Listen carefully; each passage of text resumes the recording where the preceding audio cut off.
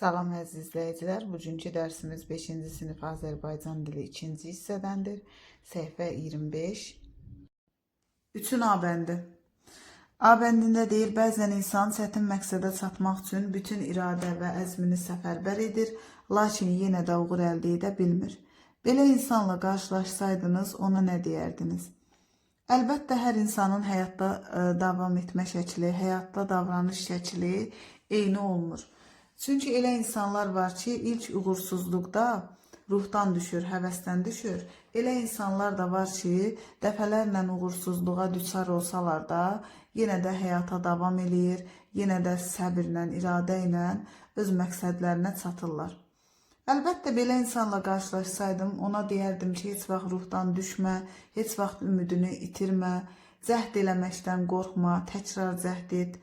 Hər yeni gün yeni bir başlanğıc deməkdir, belə deyərdim. Yəni ki, bugün bəlkə yenə də bacarmazsan, bəlkə sabah da bacarmazsan, amma günün birində mütləq bacaracaqsan. Onun üçün də cəhd eləməkdən, özünə inanmaqdan heç vaxt imtina etmə, belə deyərdim. İndi keçək, burada kiçik bir mətin var. Mətni oxuyum, ondan sonra tapşırıqlara keçək. Əzmkar alpinist. Yeni Zelandiyada doğulmuş Edmund Hillary uşaq yaşlarından alpinizmə həvəs göstərirdi. Onun ən böyük arzusu dünyanın ən uca zirvəsi olan Everesti fəth etmək idi. Nəhayət 1952-ci ildə o buna cəhd etdi, lakin cəhdi uğursuzluqla nəticələndi. Bu cəhddən bir neçə həftə sonra Hillary İngiltərə məktəblərindən birinə şagirdlərlə görüşə dəvət olunmuşdu.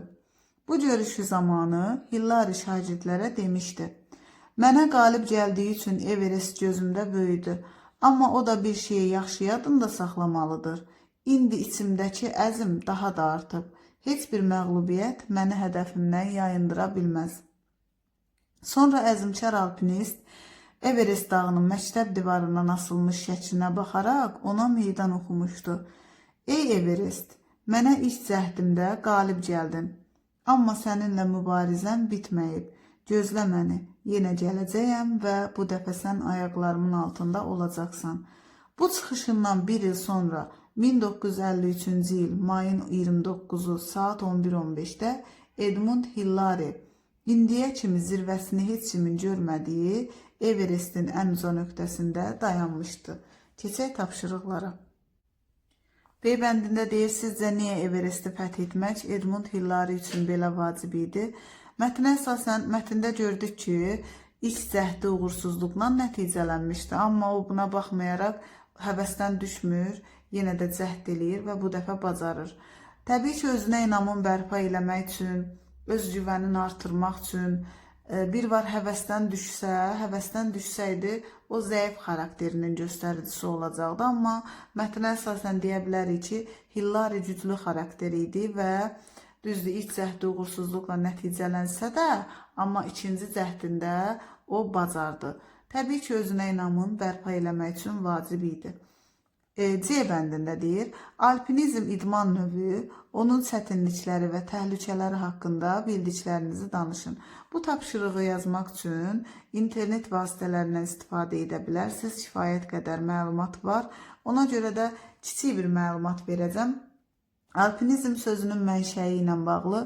Alpinizm sözü hardan gəlir? Alpinizm sözü Alp dağlarının adından gəlir. Yəni, sözün kökü Alp sözü də Alp dağları mənasından gəlir. Dağ turizmi, dağ zirvələrinə, buzlaqlara çıxmaqdan ibarət idman növünə alpinizm deyilir.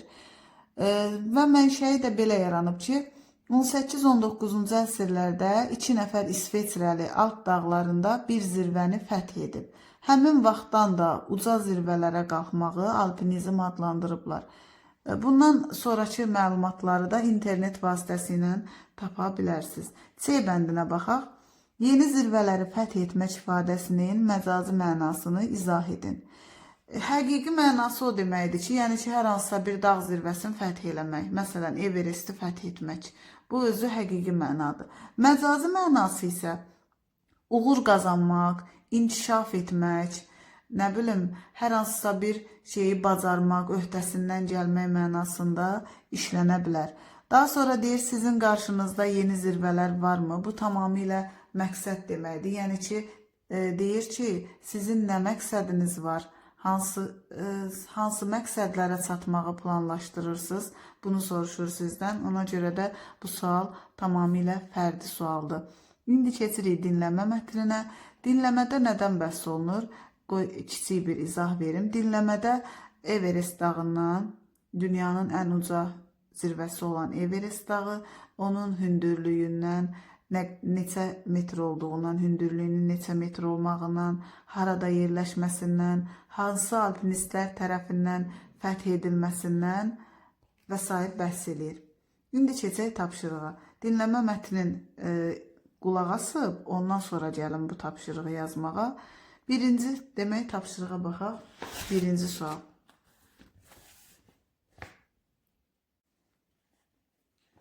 Demək, dinləmə ilə bağlı birinci sual.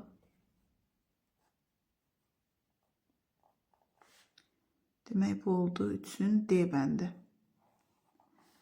1. Yer üzündə hündürlüyü 8000 metrdən çox olan neçə zirvə var? Mətnə əsasən deyirik, 14 zirvə var. 2. Bu zirvələrin hamısını fəth edənlər haqqında nə danışa bilərsiniz? Birinci fəth edən, birinci şəxs demək olur Raymond Messner.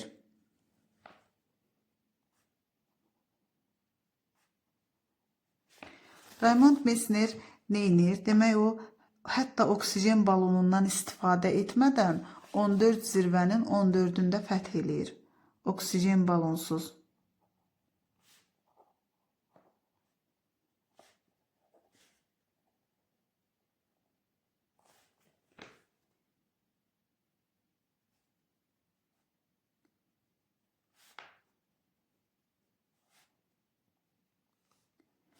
Sonra ikinci şəxs Eiji Kukutska. O da bu zirvələri demək 8 il ərzində fəth eləyir. Amma orada mətnin içərisində belə bir məlumat verilməyib. Yəni oksigen balonu olmadan belə bir məlumat verilməyib. 8 il ərzində fəth edir.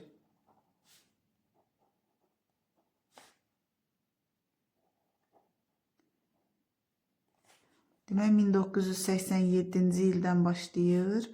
8 il ərzində də 1995-ci ildə tamamlayır.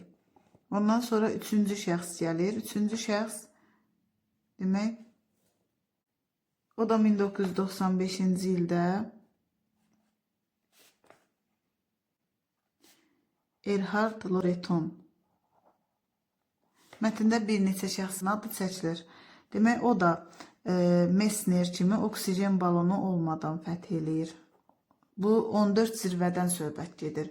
Demək, hündürlüyü 8000 metrdən artıq olan 14 zirvə var idi və həmin 14 zirvəni fəth edənlərdən danışırıq. Oksigen balonu olmadan fəth edir.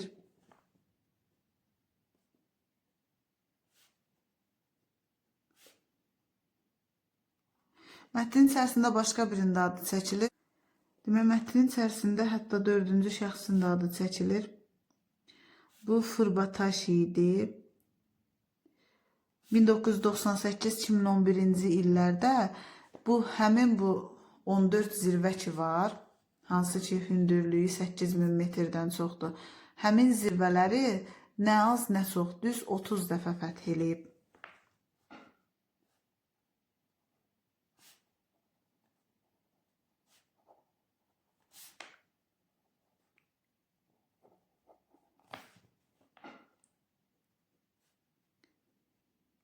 ...1998, üzr istəyirəm.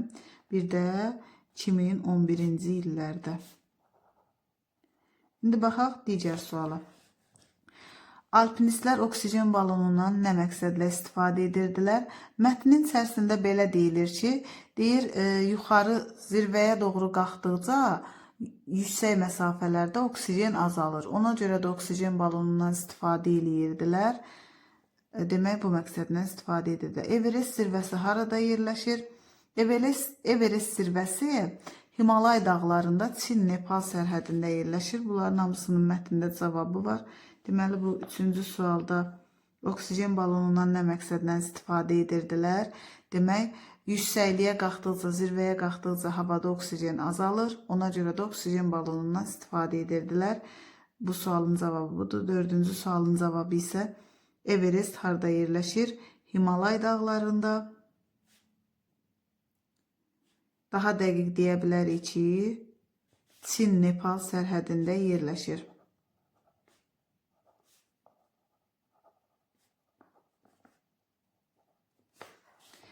Everestdə hansı dəyişiklik müşahidə olunur?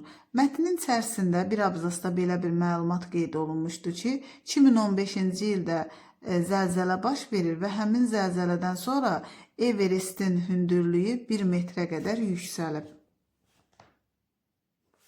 Demək, 2015-də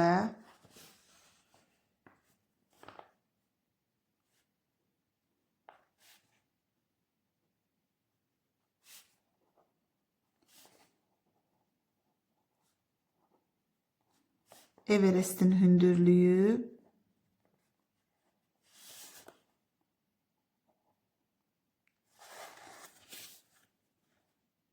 1 metrə qədər yüksəlib. 6-cı suala baxaq. 6-da da deyir, Everesti fəth edənlər haqqında nə danışa bilərsiniz? Everesti fəth edənlər haqqında mətnə əsasən demək, bu zirvələri fəth edənlər bayaq adlarını çəkdiyi, məsələn, Raymond Messner, Eiji Kukutska və yaxud Loreton Furbatashi. Əvvəlki mətnə əsasən də deyə bilərik ki, Edmund Hillary Everesti ilk fəth edən şəxs idi. Onlar haqqında da danışa bilərik. Bu sualı belə cavablandıra bilərik. Səhifə 26, 4-cü tapşırığın A bəndi. Bizə tapşırılıb bir esse yazmaq. Demək, burada verilən təlimatlara əsasən göstərilir. Məsələn, problem, fikir, argumentlər, nəticə. Bu təlimatlara əsasən bizdən bir esse yazmaq tələb olunur.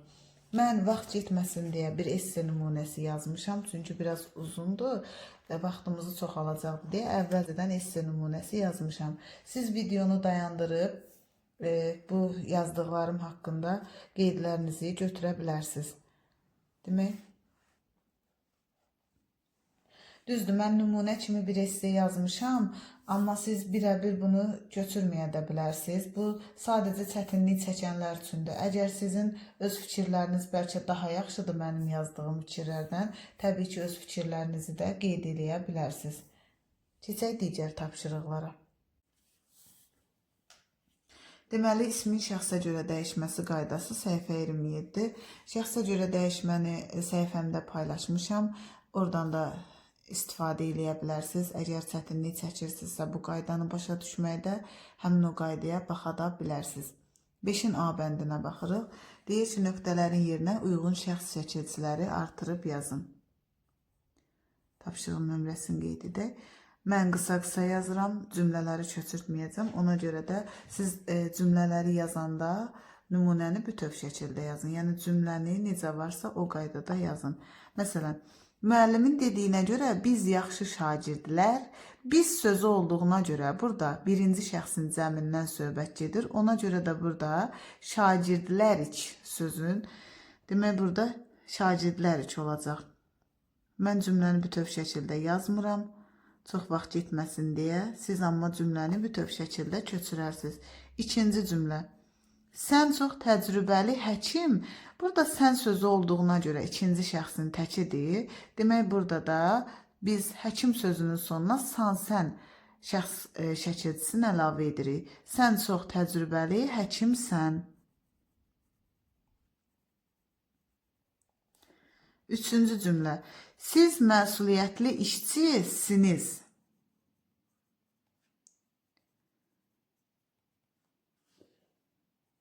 Dördüncü cümlə. Mən səninlə həmişə dostam. 5-ci cümlə Sədəf bizimlə qonşudur. Sədəf deyəndə 3-cü şəxsdən söhbət gedir. 3-cü şəxsin təkindən, yəni o bizimlə qonşudur.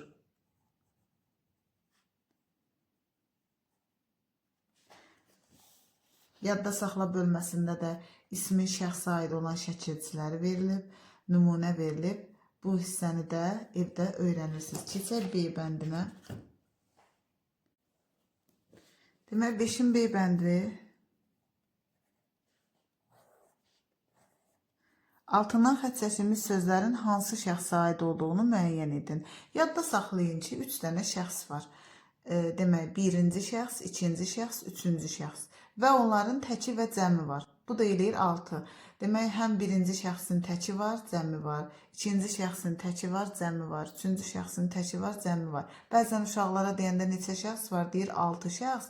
Xeyr, əslində 3 şəxs var və onların təki cəmi olduğu üçün də və 6 dənə nümunədən istifadə edirik. Məsələn, mənim böyük qardaşım əsgərdir. Kim əsgərdir? O əsgərdir. 3-cü şəxsin təkindən söhbət gedir. Deməli, burada 1-ci cümlədə demək olacaq 3-cü şəxs. Təkin də 3-cü şəxsin təki sözünü də yaza bilərsiniz. Sadəcə 3-cü şəxs də yaza bilərsiniz. 3-cü şəxs tək yazdım mən bura. Hamı bilir ki, ağıllı qızsan. Kim? Sən. 2-ci şəxsin təkindən söhbət gedir. Deməli, 2-ci cümlədə olacaq 2-ci şəxsin təki. Bu işlərə özüm cavabdehəm, çünki təşkilatçıyam. Kim təşkilatçıdır? Mən təşkilatçıyam. Məndən söhbət gedir. Təşkilatçıyam. Kim? Mən. Demək olacaq 3-cü cümlədə 1-ci şəxsin təki. 4-cü cümlə. Gör neçə ildir qonşusunuz. Kim qonşudur? Siz qonşusunuz. Deməli, burada da söhbət gedir 2-ci şəxsin cəmindən. 5-cilər içində ən qabaqcıl sinif iç. Kim? Biz. Demək, burada da söhbət gedir 1-ci şəxsin cəmindən. 5-ci cümlədə 1-ci şəxsin cəmi olacaq. 6. Onlar olimpiyada iştirakçılarıdır. Onlar 3-cü şəxsin cəmidir. Deməli, olacaq burada da 3-cü şəxsin cəmi. Baxaq digər tapşırığa. Biri fərqlidir. Baxaq. Dostum, sözümüz, uşaqdır, evləri. Demək, burada sözlər mənsubiyyət, bəzi sözlər mənsubiyyətə görə dəyişib, bəziləri isə şəxsə görə dəyişib. Yadda saxlamaq lazımdır ki, şəxs xəbərli şəkilçisi qəbul eləmiş söz varsa, əgər hər hansısa bir cümlədə, cümlə deyiriksə, deməli orada bitmiş fikirdən söhbət gedir. Fikir bitib, amma mənsubiyyət şəkilçili sözdə fikir bitmir, sadəcə söz birləşməsi əmələ gəlir. Tutaq ki, dostum, mənim dostum. Mənim dostum deyəndə burada cümlədən söhbət getdiyi, qoy qeyd eləyək bura. Məsələn, mənim dostum. Burada hər hansısa bir cümlədən söhbət gedir. Xeyr, bu söz birləşməsidir. Deməli, bu mənsubiyyət şəkilçisi qəbul edib. Sözümüz, bizim sözümüz.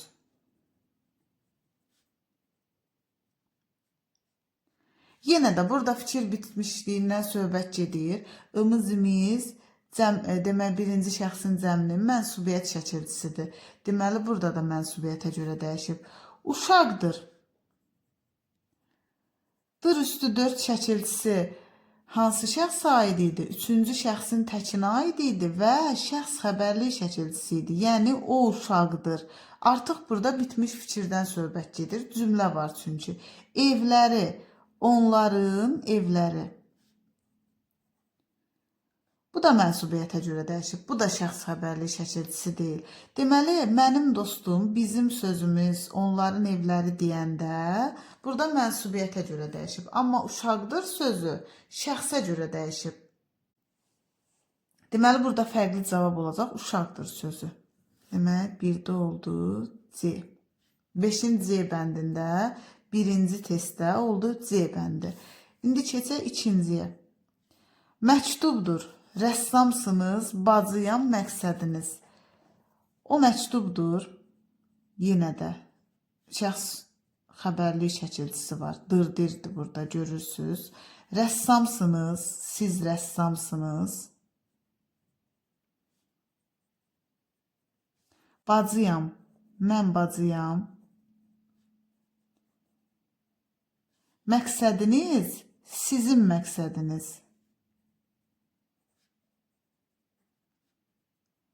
Deməli uşaqlar, o məktubdur.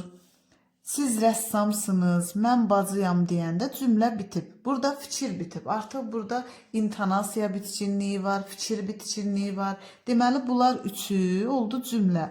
Amma sizin məqsədiniz deyəndə burada heç bir intonasiya bitkinliyi, fikir bitkinliyi yoxdur. Ona görə də sizin məqsədiniz oldu söz birləşməsi, digərləri oldu cümlə.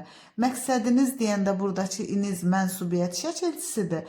Məktubdur, rəssamsınız, bacıyam deyəndə oldu xəbərlik şəkilçisi. Yəni bu sözlər şəxsə görə dəyişir, bu isə mənsubiyyətə görə. Demək burada da fərqli cavab oldu. 2-də D bəndi. İndi baxaq C bəndinə. Deyir, nöqtələrin yerinə uyğun şəxs şəkilçisi əlavə edin. Mən yenə də tam olaraq tapşırığı köçürtməyəcəm. Siz sadəcə sözü yazacam. Siz amma yazanda mütləq cümləni bütöv şəkildə yazın. 1, 2, 3. 5-ci C bəndi. Deməli uşaqlar, Ariflə birinci sinifdən burada yazıb birinci şəxsin cəmi. Birinci şəxsin cəminin şəxs xəbərlik şəkilçisi üstü 4-dür, düzdür. Ariflə birinci sinifdən dostluq. Deməli, birincidə olacaq dostluq.